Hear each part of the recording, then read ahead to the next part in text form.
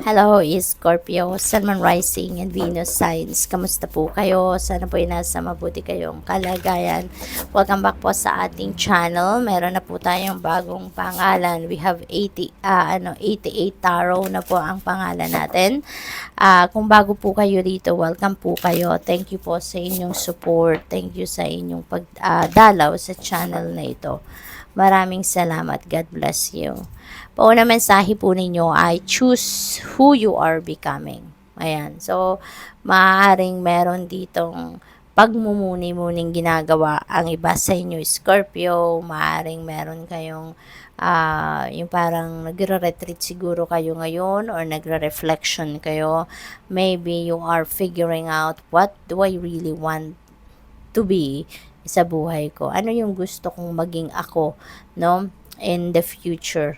Kaya ngayon maaaring yun ang pinagdedesisyonan ninyo, yun ang iniisip ninyo, who I want to be, 'di ba? At maaaring ngayon, nag-iisip kayo ng ganyan because you are trying to figure out yung bakit din kayo nandito sa mundo. Why am I here? Ano yung mission ko sa buhay? Kaya ngayon siguro, napapag-isip-isip ninyo na ano ang gusto kong gawan sa buhay ko? Ano yung mission ko? Paano ko to gagawin? Anong sisimulan kong gawin? So maybe you are focusing on baka meron kayong spiritual awakening, no, na nangyayari ngayon for some of you, Scorpio. Kaya nakakarating kayo sa ganung kalalim na pag-iisip sa ngayon. Follow through. Ayan. So, siguro meron kayong mga unfinished business in the past. At ngayon, you are going to continue doing them or continue pushing them sa ngayon.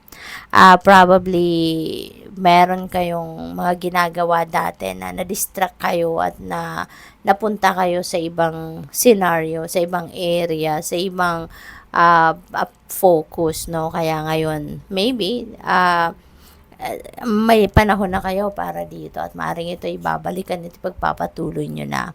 Ambush fear with your ferocious dream. Ayan. So, feeling ko rin dito, no? Ang iba sa inyo rito, you're going to focus on your dreams na sa ngayon. Kung dati, hindi kayo nagte-take action towards realization of your dreams kasi may fear kayo, natatakot kayo, nagdadalawang isip kayo. Pero ngayon, parang mag-iiba na ang energy ninyo at magkakaroon na kayo ngayon ng lakas na loob para masimulan na ninyong makalapit kayo sa pagtupad ng inyong mga pangarap. We have Creator Earth. Ayan. So, this is linked, no, sa trabaho, career, negosyo, pera, finances ninyo, money, yung ganun. So, maybe also, rin ito, link din ito din sa pag-ground ninyo ng inyong sarili. Maybe, ang iba sa inyo, Scorpio, you're ungrounded ngayon. So, maybe you have fragmented mind sa ngayon. You're all over the place siguro. Ang dami ninyong iniisip siguro. Kaya, hindi kayo ngayon makapag-focus, no, sa mga bagay na dapat ninyong pagtuunan ng pansin or pag-focusan sa ngayon. So, maybe you have too much on your plate, no? Kaya ngayon, you're also being invited to ground yourself, connect with yourself muli para nang sa gayon magkaroon kayo ng focus, no, sa sarili ninyo at sa mga bagay na kailangan ninyong bigyan ng oras, panahon at atensyon. Maaari din na meron mga offers dito siguro ng trabaho, pagkakakitaan, or anumang related sa era.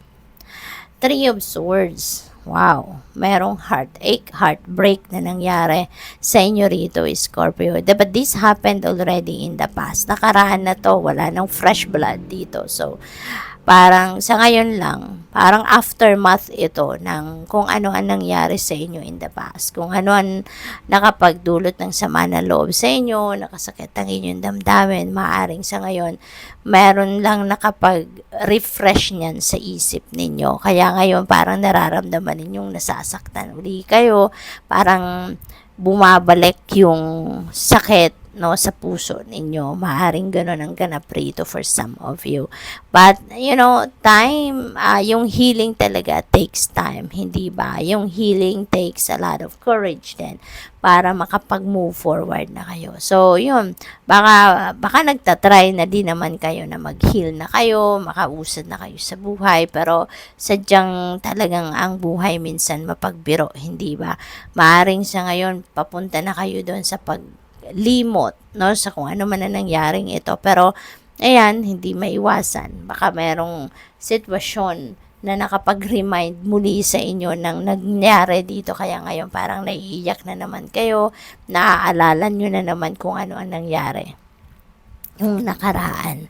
We have 5 of Pentacles. Ayan. So, this could be linked to money. So, maaari talaga na meron din mga financial difficulties na pinagdadaanan ng iba sa inyo sa ngayon. At maaring yon ang nakakapagpalungkot sa inyo. Maaring ganon din ang ganap dyan.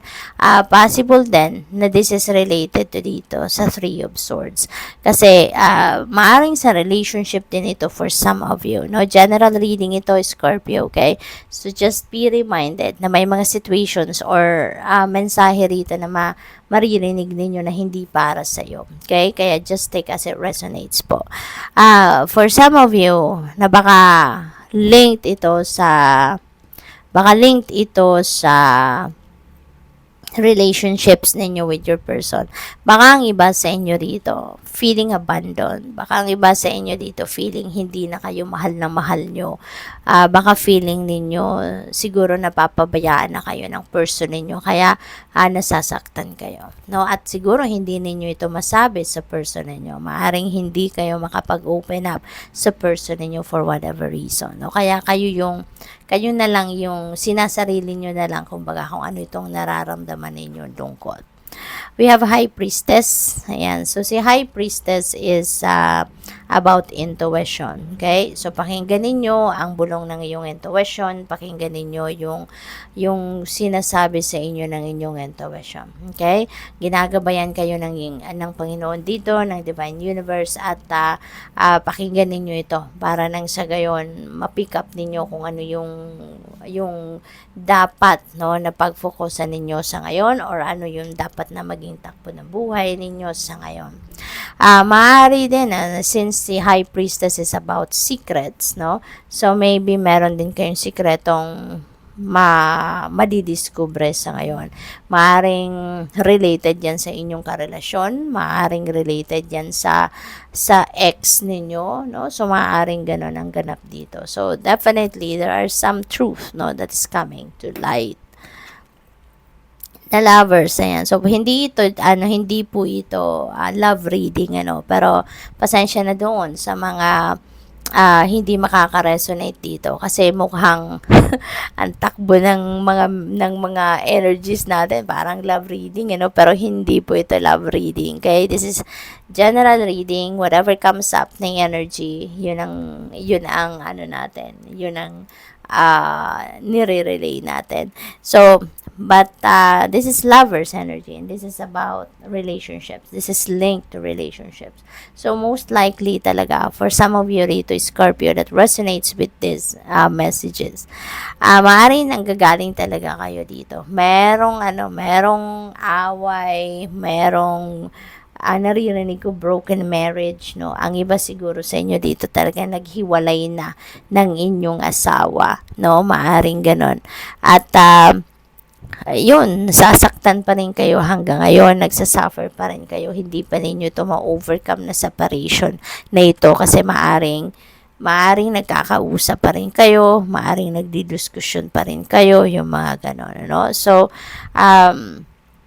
for others of you naman, baka ang iba din sa inyo rito, on a positive note naman, baka kung single pa rin kayo sa ngayon, Scorpio, baka ngayon makilala nyo naman ngayon yung person ninyo. Baka sa ngayon din, makilala nyo naman din yung love interest ninyo, yung potential na love interest ninyo, diba? So, maaaring ganun din ang sitwasyon ng iba. We have 4 of Pentacles. This is, you're holding on, no? Siguro, alam mo, Scorpio, pasensya na. Ang napipick up ko talaga dito, parang pang ano talaga ito, pang relationship, pang related pa rin ito rito, no? Maybe ang iba sa inyo rito, kaya pa rin kayo patuloy pa rin kayong nasasaktan sa ngayon kasi maybe you're holding on too much pa rin doon sa feelings ninyo for your person. Kung kayo, eto naman, nasaktan kayo, siguro na-cheat kayo, na-betray kayo in the past, or baka, alam mo yun, yung parang hindi nyo na nararamdaman yung love ng person ninyo para sa inyo. Parang you're still holding on too much on that, no? Yung pagmamahal mo sa kanya, nandyan dyan pa rin. Kahit ganun na nasasaktan kayo, pero mahal na mahal nyo pa rin yung taong ito. Yun ang napipick up ko rito, no? Scorpio. But for others of you naman, on the other side of the coin naman, if this is related to money, para sa iba sa inyo. Tapos meron tayong Five of Pentacles which is also related to money. So, ang napipick up ko dito ang scenario is Scorpio. Maybe ang iba sa inyo is being invited sa ngayon, ano, na magkaroon kayo ng changes pagdating sa pagmamanage ng inyong pera, strategy ninyo sa pagmamanage o paghahawak ng inyong pera. Okay? Kasi maaari ang iba sa inyo rito is having difficulty pagdating siguro sa pera sa ngayon. Maybe because of baka wala kayong financial discipline. Baka meron nga kayong financial plan, nagbabudget siguro kayo, pero baka hindi naman nasusunod yung budget plan ninyo. So, this is an invitation for you to manage your money wisely from here on. Okay? What else? We have justice. Ayan, you are getting what you deserve. Huwag kayong mag-alala. This is good karma at play sa ngayon, Scorpio. Kung ano yung mga magagandang gawa ninyo in the past, ano yung magagandang ginawa ninyo nakaraan sa kahit kanino man, it will come back to you. No, sa ngayon, mga magaganda at mabubuti din ang babalik sa iyo sa ngayon. Things are going to be back in order as well, kaya maaaring ang iba sa inyo dito magkakaroon ng pag-aayos din, no, sa buhay ninyo, sa iba't ibang parte ng buhay ninyo. So, mas siguro matututo na kayo ngayon. You will be realizing a lot of things ngayon, lessons na napulot ninyo sa mga nakaraan ninyong sitwasyon. Maybe you're going to apply that to your situation sa ngayon at aayusin ninyo ang takbo ng buhay ninyo. So, good luck. Thank you for watching. Love and light. Namaste.